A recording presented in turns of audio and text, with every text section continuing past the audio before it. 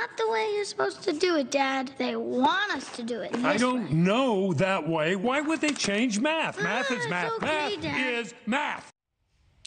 You know, let's not get on the math conversation because that's a whole nother ball of wax. But just like that movie from The Incredibles, one thing parents and kids can always count on, right, is homework. Similar to what we're seeing in most college classrooms, though, there's this change now at the middle and high school level.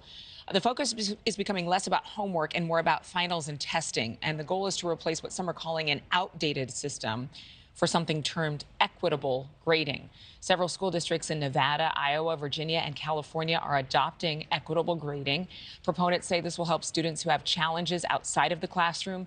Critics say students can actually take advantage of the system. Joining me right now to talk about all of this, Joe Feldman, the founder and CEO of Crescendo Education Group. He has 20 years of education experience. And Laura Jean Penrod, an English teacher for 17 years at Clark County School District in Nevada. Both of you have had quite a bit of experience around kids. So, Laura Jean, I'm going to start with you. Originally, you were optimistic about this equitable grading system. What changed your mind?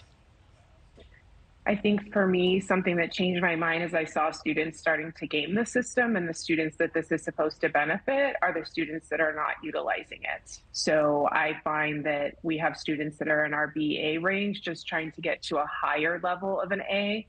So that may be going from a 90 to a 95 or a 97 versus my students who really need to remediate work and probably need to retest and do things of that nature that are in that DEF range that are not utilizing the system that is built for them to help them with the equitable grading. You know, I found it, there was an article one of my producers provided me, and you were quoted saying they're relying on children to have intrinsic motivation, and that is the furthest thing from the truth for this age group.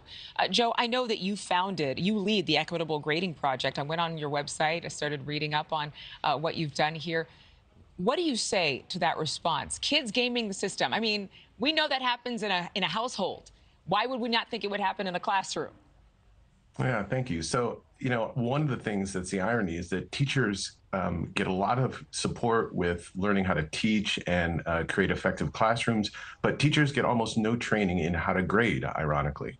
And one of the things that I started researching when I left the classroom was to figure out, like, why do we have this grading system? And found that most of the practices we continue to use are really the same as from 100 years ago, and we're just replicating that.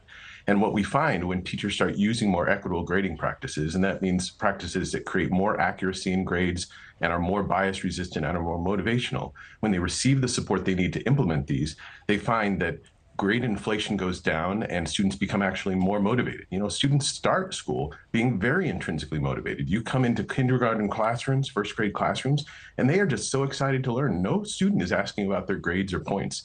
Around middle school, we start building lots of extrinsic motivation supports, even though the research on adolescent development shows us that for effective teaching and learning, extrinsic motivation actually lowers performance in students, and we can build intrinsic motivation. But Joe, I heard you say bias resistant, and that's a term that's used on your website. I think there are a lot of people who would say that then you're assuming that there's systemic oppression within the school system using the old ways, and that it's out with the old, in with the new. Why does it have to be a win-lose scenario? Why aren't there educational tenets that can be carried forth that are good and that are not biased, in addition to actually just improving it through some of your methods? I agree. I mean, we actually believe homework can be really important for students, and students should do homework and they should get feedback for it. We just think that the problem is that homework shouldn't be included in the grade, that there's lots of other ways to motivate students. I mean, a perfect reason is that, you know, when we assign homework, we assign it so students get practice, and that practice helps students do better on the performance, on the quiz or the test. Well, how does it work in the real world? If I have a basketball game on Saturday, I go in the backyard and I shoot free throws for an hour. Nobody is looking to see how many free throws I make and then bringing it to the game and adding it to my score, right? It is very clear to me that I practice shooting those free throws because I need to practice in order to do well in assessment.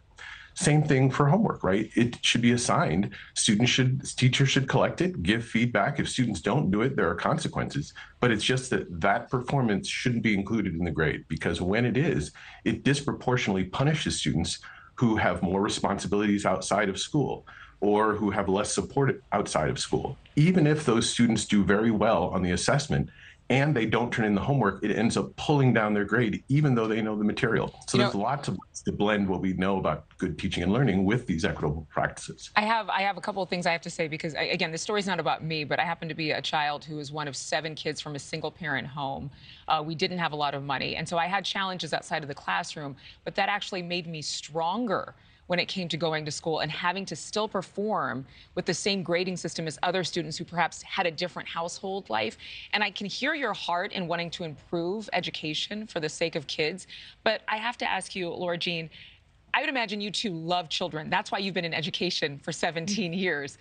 But what has been the downfall, or what is the side effect, even though there's good motivation here, to giving kids this idea that, you know what, everything we taught you before, that doesn't work, so we're going to give you something else?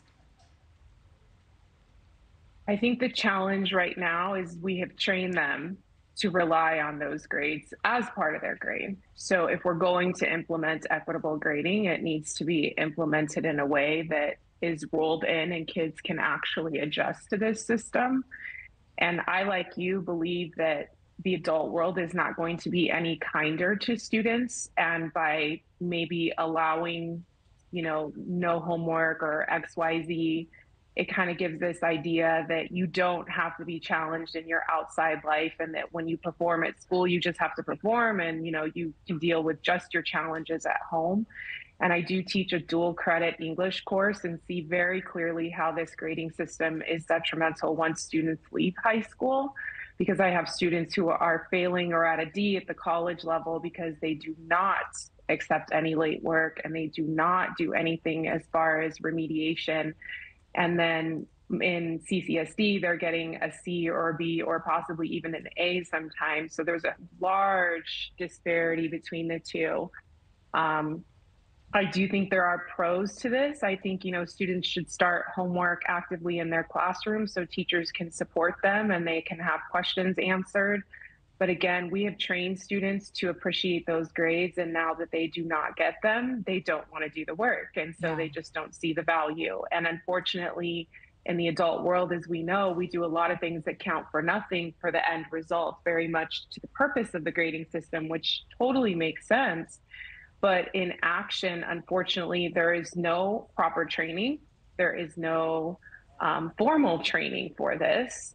And unfortunately, our district has rolled it out as a blanket mandate that everybody is doing. And unfortunately, not everybody knows how to implement this. Right. So if anything, we need to start with teacher prep programs, then moving into school districts and rolling this up so that it is effectively done versus just blanketly making everybody do something that they don't really properly understand. Don't understand, and maybe you're not even sold on. Joe and Laura, Correct. Jean, I understand both of your perspectives, and I certainly hope that people with disparaging or differences of opinion can come together for the sake of kids, because it's not going to be one or the other. It's definitely going to be a mishmash.